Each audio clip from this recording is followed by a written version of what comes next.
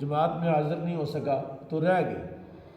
آپ یقین جانیں کہ پورا ہفتہ میرا جو ہے وہ اس طرح گزرا کہ جیسے نہ کوئی چیز میری گم ہو گئی یا کوئی نقصان ہو گیا میرا۔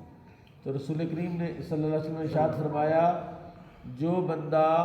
سورہ کہف پڑھ لیتا ایک جمعے سے اگلے جمعے تک سورہ کہف کا نور اس کو اپنے حصار میں رکھتا ہے، سبحان اللہ۔ اس کے دائیں بائیں اس کا نور جو ہے وہ ہوتا ہے۔ ایک حدیث میں نے پڑھی جو میرے لیے بڑی تعجب کی بات تھی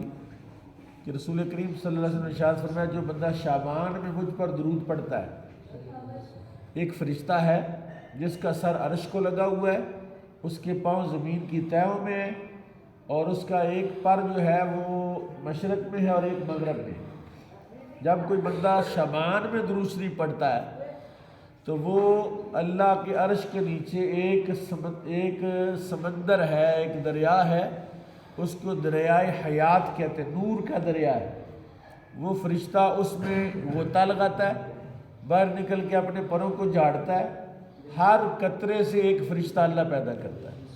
جو قیامت تک درود پڑھنے والے کے بخشش کی دعا کرتا ہے۔ میں بڑے تعجب میں تھا کہ یار یہ جو شعبان میں درود پڑھنے کا کے لیے یہ فرشتہ کیوں ہے، باقی مہینوں میں بھی تو یہ فرشتہ ہو سکتا ہے اور یہ غوطہ لگا سکتا ہے۔ تو مجھے حدیث پاک میں یہ چیز ملی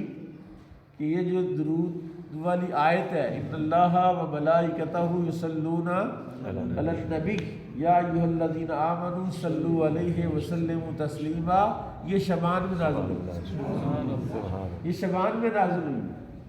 اور رسول پاک کا مہینہ ہے شعبان الشہری۔ شاید میرا گمان ہے، میرا وجدان ہے کہ رسول پاک نے اس